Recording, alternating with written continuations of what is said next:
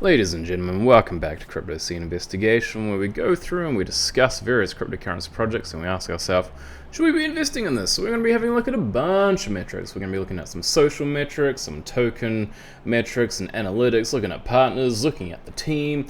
So you could kind of consider this as like a quote-unquote light deep dive. If you guys do like what I do on this channel, please consider liking and subscribing, as well if you are interested in commenting on the video. Please do have a read of that little grey box with the little blue writing down the bottom, and we will get going. So this is Mundo. Interesting. So this came onto my radar. What does this say about? We don't currently know the market cap, but I believe that if we have a look at what PooCoin says regarding the market cap, we can see that it says that it is 35 million, which is pretty impressive for a market cap. Excuse me. So what is Mundo? So they're pretty much this kind of like metaverse. Now, first of all, so we will have a brief look at what they're doing here. I've sped this video up to 2 times, so as you can see, so you can choose different classes. To be honest, so one thing which Alex Becker says in regards to investing or doing any sort of metaverse or investing into any metaverse projects is you want to be able to see gameplay, and these guys have delivered gameplay incredibly heavily. So this is just their trailer, which we can see here. So it feels like a bit of a teaser trailer.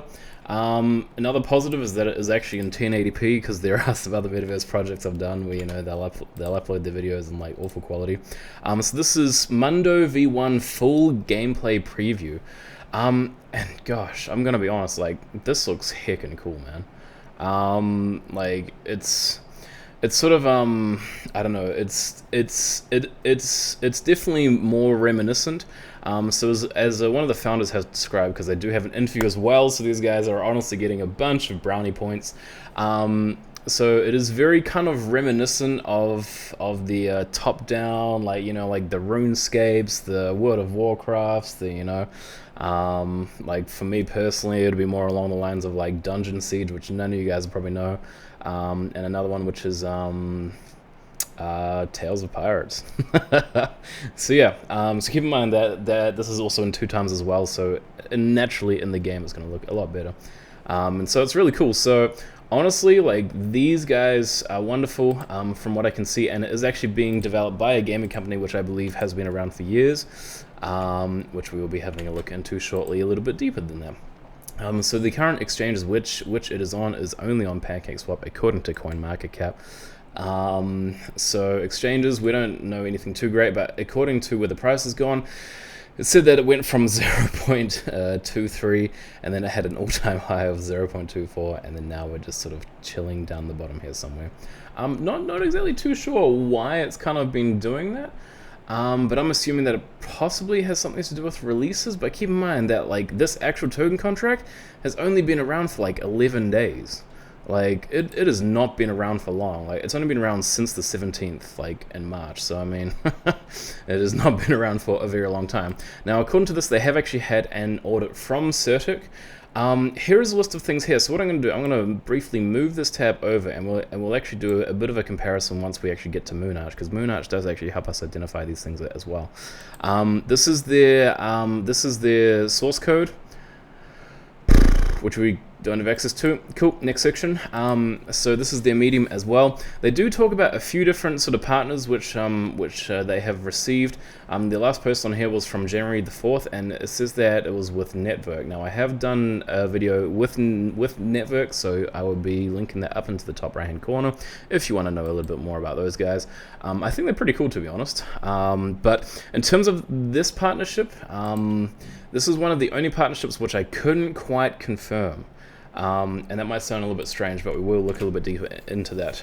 So according to their Telegram, they've got 43,000 members on their Telegram, and I believe from memory they've got a few tens of thousands on their Discord, and it's also on 1,100 watch lists on CoinMarketCap as well. So this is the actual token holder, I guess, metrics, if you want to call it that, according to BSC scan. So as we can see, the top one is a contract, but have a look at these other doozies. Not entirely sure why these guys are not locked up.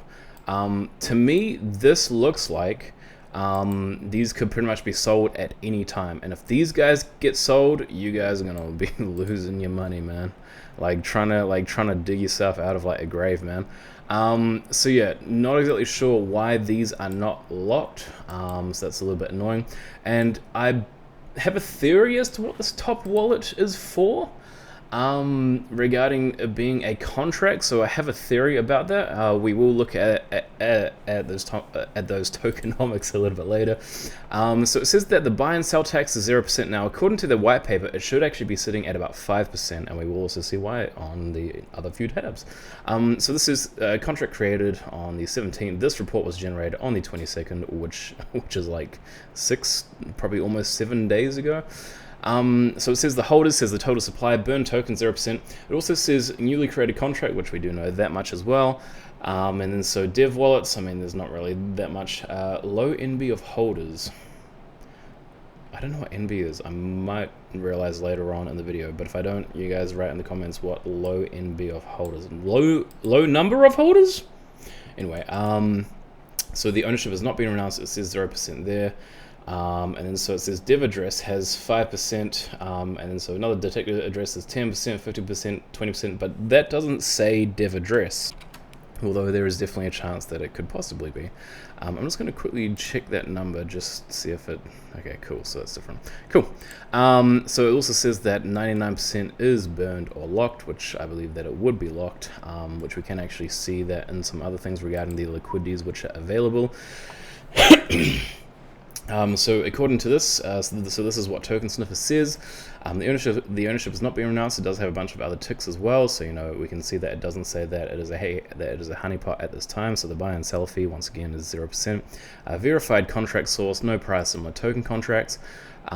Create a wallet contains less than 5% of the token supply. It says 5% there. A wallet contains a substantial amount, which could mean, you know, like if they sell, then it's going to be a huge dip for everybody.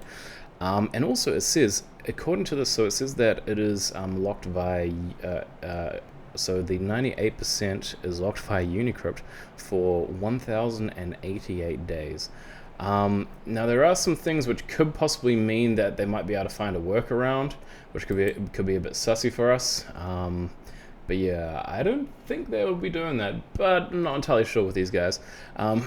So it says that according to PancakeSwap, they have got $190,000 in BUSD, and then the rest is chilling at 0. And as we can see with the chart here as well, they went from about 0.22 and they're now sitting at about 0.17. So this is a part of their Certic thing. Actually, no, sorry. Sorry, guys. It's a bit of a teaser. Liquidity stash market cap is says 0.5%. We can see that the owner is there and the creator is there. Max supply is 200 million, and out of the liquidity, as we can see, the 98%, and it being locked by Unicrypt, so that's fabulous. It says that the creator holds the 5% there, and then 94% of it is unlocked. I don't believe I saw any sort of burn function, but this also does talk about some of the things which could possibly be a concern. So it says unusual approve should not have modifier LSS approv.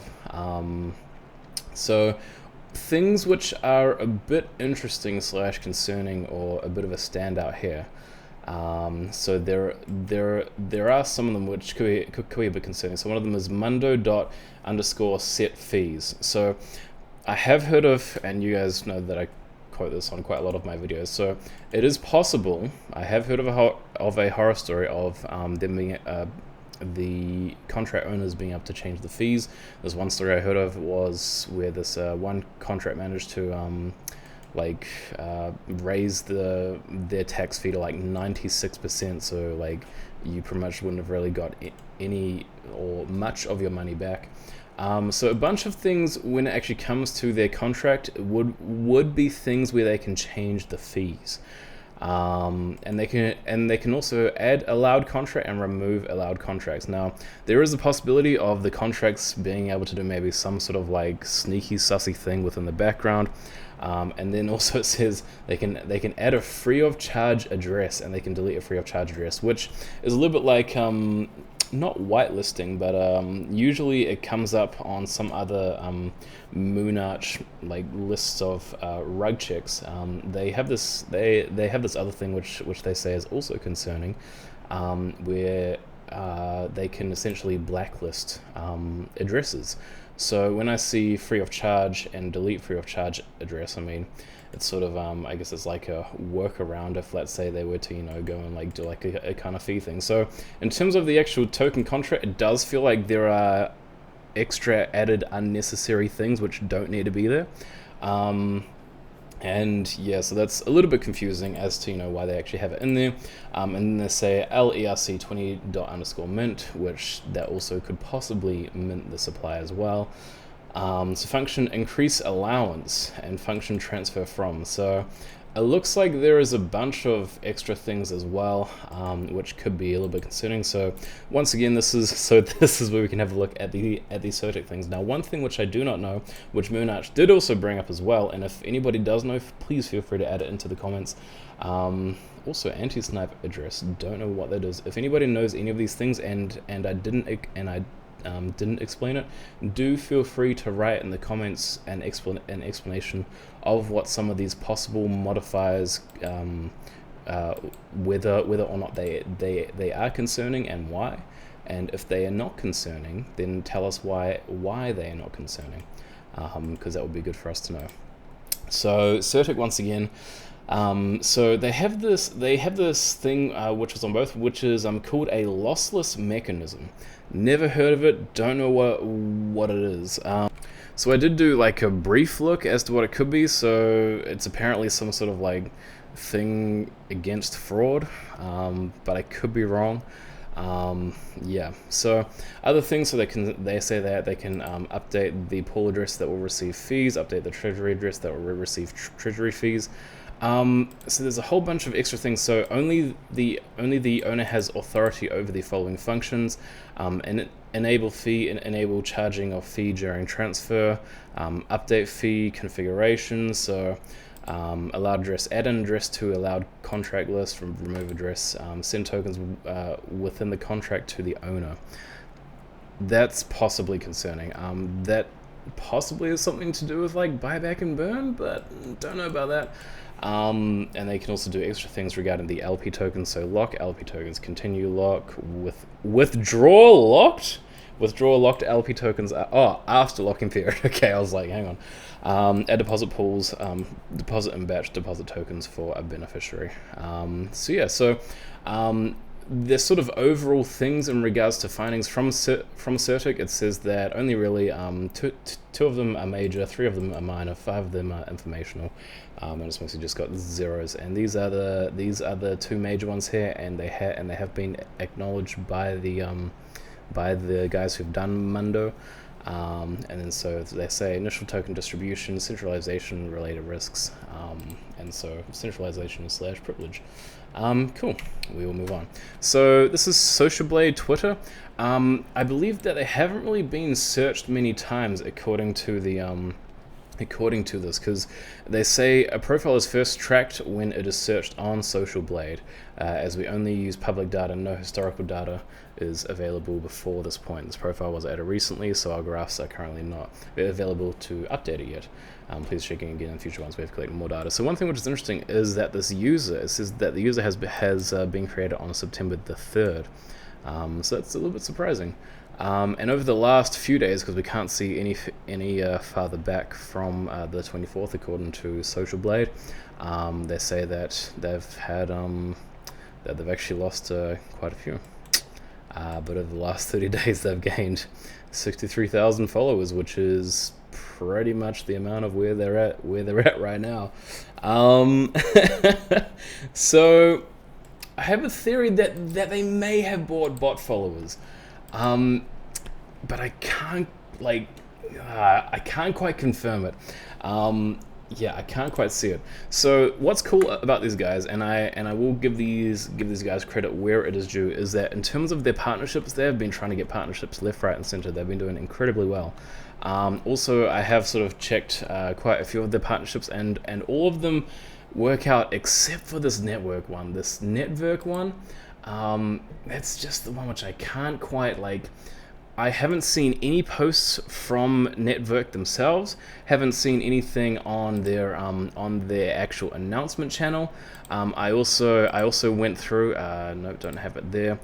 So I went through to try to see. So has Network said anything about or added Mundo _ MMORPG? No, they have not. And I also haven't seen anything containing the word Mundo from Network. So I don't know about you guys, but I don't really feel like that partnership is a legit partnership. It may have been a partnership at some point, but I have gone and checked through all of their posts, and I can't find anything which kind of actually confirms this partnership yet. Because if they do have a partnership, keep in mind Network has about 100,000 followers on Twitter. So they're definitely not small. So, cool. So when I did have a look at some of these comments, so it's hard to tell if they are if they are bot comments or not, because most of them just say hashtag DCI, hashtag ECI. So most of them just say that, right? But otherwise, they might have like, great idea. Wait, just rugpulled on TrustPad? Don't think so. But otherwise they'll have stuff like, so sometimes there'll be people asking questions, but most of the time it's just hashtag ECI, hashtag DCI. So let's out of that one as well. And so mystery things, great project deserves great supporters by one person, great projects deserve great supporters by another person. So a bunch of these accounts are also similar as well. So I believe that Matarax is one of them. Tevfik. Yeah. So it does feel as though there is a bunch of repeated comments, but from what I have seen, I can't quite. So this is just based on like my own personal searches. I can't quite identify if they are like actual bots. So I haven't quite seen if they're actual bots yet. So I mean, a bunch of these accounts are generally sort of talking about just like general crypto things, right? But I haven't seen anything which sort of makes me think, oh, these guys are just a bunch of Mundo shillers, right? Or just like a bunch of like Mundo peeps who are just, yeah. So maybe they just really like the project, so it doesn't make them spam/bot comments. But I'm a little bit hesitant because I mean, over 60,000 like people within the last 30 days, and it's only been like, I don't know. So when it comes to actually, so these are the Google Trends. Keep in mind with the Google Trends, if I was to search Mundo itself, I believe that Dr. Mundo is a League of Legends character. But also, if I type in Mundo Crypto is actually a popular YouTube channel. So, you know, I had to go with Mundo MMORPG. So this is kind of like the searches which we've seen in the last 12 months, according to this. So it's kind of been up and down, really. It's hard to say, you know, how good/bad it actually has been. We can see a few sort of pumps here. So that was in early-ish January. In February as well, and we'll quickly double check over the last 30 days as well. So yeah, it looks all right. It doesn't look too threatening. So now we're going to be looking into the token allocation here. So take a little screenshot in your mind of the token allocation here. So it says that we have. So these are the various layers of where the token allocation is now. Don't know if you guys remember me saying it earlier in the video, but when I was talking about the actual contract itself, we can actually see the 29% here, and then the quantity being 59 million. So remember, that's out of 200 million. Also, sorry, one thing which I didn't give these guys credit for is that they do only have a max of 200 million, because I couldn't find anything within the actual token contract thing itself to say that they could increase those amounts. Just saying. Yes, so anyway, so this is essentially their white paper. So as we can see, so they say here that the token count is 30% here, which remember the other one was 29%, and I believe that they possibly have had some tokens taken out of that already. to go into other places. But in regards to everybody else, not entirely sure. But as you can see, there's been a seed round, private round, strategic, launchpad. So team gets 10%. 10% is very good. That is a very healthy looking team amount. Game development is 15%, which, I mean, if you kind of think about it, 15% is kind of like a ready team. And then marketing / community is probably also coming under that 10% of the team as well. And advisors, they possibly come under team anyway. So, I mean, what originally looked like 10% for the team is possibly more along the lines of like 30 to 40%. But you know, that's not here nor there. That's information which I can't confirm, because I do not know how to confirm it unless we actually ask them themselves, but people can lie, whatever. So we can only really look at things which we can find factual. So this is the actual token release schedule as well. So the allocation, they say unlock at TG, so 5%, 6%, 7%, 8%, and then they also have a bunch of vesting as well with a 1 month cliff, which is fine. By the way, so I know I've made a bunch of videos, but your boy's also learning stuff, right? So in no way will I ever get everything right when I make these videos. In fact, I should probably add that to my disclaimer as well. But yeah, anyway, so I actually kind of just discovered what a cliff was. I didn't even know what like a cliff was. Anyway, so just, you know, thought that was interesting, because you were still learning. So launchpad 10%, 30% monthly. So that's part of the launchpad, which I believe is a part of TrustPad, if I'm correct on that. So the P2E liquidity / ecosystem, so unlocks linearly, so 5% as per market demand. Linearly though, it doesn't tell us like how long that does. I'm gonna assume that it's monthly, but it doesn't tell us how long it does the linearly for. I mean, is the linearly like every day, or is it every year or every month? But anyway, it's probably likely every month, which it'll take about just over 1.5 years to completely unlock, if that is the case. So team, as we can see with team, it says a 6-month cliff, and then 25% quarterly. So yeah, so I'd say that in terms of this, it does definitely feel like these guys are going more for the long term, especially regarding these locks. However, here is a part of what I'm thinking behind all this, right? So I'm not entirely sure where on here these are actually properly locked up, right? Because remember, these wallets right here don't have any locks on them, baby girl. They don't have any locks on them. That bad boy does, and these guys down here do, but these guys don't. So I'm kind of like, well, maybe they're right about some of it. Like, they're possibly right to some extent, but I don't know, man. I think it's a bit questionable. Yeah, but I think that top one, once again, is the P2E / liquidity / ecosystem. Cool. So moving on, transaction fees.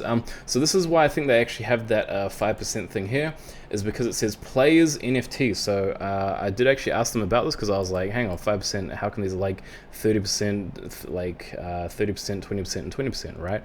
Like, how does that work with the 5% fee? But apparently it's just like, I think, a bit of a mess up in regards to the actual white paper itself. So these would be like pretty much for the INO, which I believe is the initial NFT offering, regarding the pre-minted NFTs and stuff like that. So you can get NFTs on the game. Carpi to these guys, hey, let's make some money with NFT things. Players NFTs. So this is where I believe the actual 5% fee comes in. Now this fee could be either purely for actually buying and selling NFTs, or it could be for the actual token. So maybe there is a bit of a misunderstanding in this regard, because it says players NFTs and it talks about the actual fee which is done here. So I believe that the actual fee would be applied to the purchasing and selling of NFTs, but not the actual token itself. At least that is what from what I gather. Another thing which I think that these guys have done well, which I haven't commented on, is the fact that because they actually have a 0% tax on their buy and sell, that to me actually means that they don't have that they can likely get onto something like Binance, for instance. Yes, next section. Sale rounds. This is seed. Sorry for like clapping my tongue or whatever. I don't know what it's called. We go tisk tisk. There we go. Clapping my tongue. Sorry guys. So sale round. Seed. Sorry. Seed, Private 1, Private 2, Strategic, and Launchpad. As you can see, Launchpad is the highest here at about 6.9 million. But yeah, I mean, it doesn't. Wait, hang on a moment. 686, 1.6, 6.9. No. Oh, I thought that they might have had something to do with these ones here. Nope, we were wrong. Yeah, but also it says that the price per token, I mean, whoever got it right at the seed round, man. Hey. And they say total raised is 3.5 mil, so I mean, yeah, I don't know if they've actually gotten these funds yet or if they're still about to get there, but carpe to these guys, man. Okay, so this is the actual main website as well. So they've got a whole bunch of coming soons, because I mean, remember, like, these guys are still in the very fresh early stages, so we don't have everything yet. I mean, look at how cute, like, gosh. So partners and backers. So remember, I have confirmed a bunch of these guys, but I haven't confirmed everybody here. So, and the one which, yeah, network is the one which is a little bit uncertain, but otherwise, yeah, I mean, overall, it seems that, like, these guys are pretty good, in terms of this jazz as well, including Moonwhale and Trustpad, so that's pretty impressive. So these show the team members here. There is an interview with these guys on it as well. So this is not one of the team members, but if I fast forward a little bit, we should be able to see some faces, hopefully. There we go. Oh my gosh, why did it start again?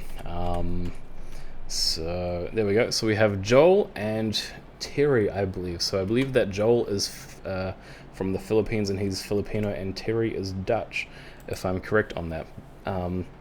So Terry doesn't actually have a LinkedIn. I did try to find him, couldn't find him. Maybe he's just listed under a different name. But I believe that on the white paper as well, they actually do show a few other different people as well. So let's have a bit of a brief look in terms of some of their experience. So first of all, by the way, I would recommend that you do go and watch the video, the interview as well. It's pretty cool. They do sort of like describe a little bit about the background, a little bit about who they are, and some of these other things. Keep in mind that this is played in normal time, I believe. I would just say, yeah, so it is played in normal time. Yeah, and so it's pretty solid as well. So the person who uploaded that video has got 73,000 subscribers, so pretty good in terms of promotion. So Joel Garcia, he is the CEO and founder of Mundo MMORPG, and he's done a few other things. So he's been a business owner for other things, CEO at Garage Pro, and president and CEO at EF Homes Development. So he's definitely got some experiences under his belt. And he's got 207 connections. Not going to pronounce the name, sorry champ, but this fellow is the Chief Technology Officer, and he's the Chief Technology Officer of Dutch Game Studio. Now I believe that these are the guys who are actually behind Mundo, and yeah, I mean, from what I have seen, the game definitely looks pretty clean. And so he's been with them for 9 years, which is all good. And he was also part of, well, is still a part of, Revolve Games as a chief technical officer as well. But it also says on here that he is the business development manager. So then we have, not going to pronounce the name again. So this fellow is one of the game developers. So he's been a software developer for Dutch Game Studio, and he's been a freelance developer. And cannot read that. I'm sure that if we do that, does this tell us? Web developer, thank you. Robert, what does he do? He's a back-end developer, 500 plus connections, so that's good. And he's also been a freelance programmer / developer for Dutch Game Studio for over 6 years. So honestly, a bunch of these guys actually, from what I have seen, have got quite impressive, have got quite impressive stats. They've all, had experience within the industry, and so that's actually really good for these guys. And they said that they're also part of Revolve Games, which looks like it's possibly going to be doing something else. I haven't really looked into that, but that might somehow line up with everything else. And this is their roadmap as well. So as we can see, they've got a bunch of tick-like things next to phase 1. So that's Q3 of 2021, Q4 of 2021 as well. So they've done a bunch of things. So they've done the concept, the white paper. So it looks like they have actually had their seed, private, and strategic round, so that's all good. IDO is still to happen, it looks like, so this is regarding phase 2. Centralized exchange listing, we'll see what that sort of has for us. A bunch of NFT things and the initial NFT offering. I don't know, why is it called INO instead of INFTO, like INFTO instead of INO? Anyway, staking, private land sales, so you can own land in this game as well. And they also talk about Mundo V1 sandbox version and Mundo V1 PvP arena release, and then Mundo V1 full release. It would be nice if we did actually see a bit more under phase 4 in regards to maybe things continuing on from quarter 4, because we do want to know maybe a little bit further. Unless, of course, these guys want to move on to a different project, but maybe something like bug fixing, or community game testing. Like it would be nice to probably have maybe like a beta release or something. But beggars can't be choosers, can they, my team? So yes. So now we come to the part of the show which you guys always look forward to, which yep, you guys are always gonna be happy here. Too funny. Alright, cool. CSI's work in progress, likely inaccurate project checklist. This is where we go and we rate projects, and we be like, hey, is this actually good? Is this actually not so good? So we're in March 2022. Functional and clean website / media. It looked pretty fine to me, to be honest. It was still a bit underdeveloped because they still need to release things, but in terms of like a brand new web, or a fresh-ish looking website, I mean, it's pretty good. Any threatening big boy holders? Now, remember when we had a look at some of these other big names here? I'm gonna give this like probably a 3, because like if like those guys sell, like rest in peace you guys. Like, I mean, these guys together own more than 30%, 50%, 2, 30, 45, 50, 55. They own 55%. So actually I'm gonna drop that down to a 2, because that is looming.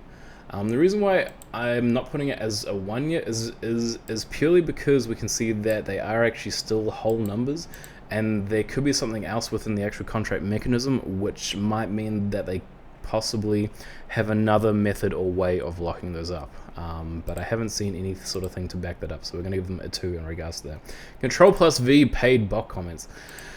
I'm going to add the paid bot comments / followers as well as a part of this. So I'm going to give them about maybe like a 5, because it's like good, but it was just a few things which, I don't know, they just don't feel like they are lining up too fairly.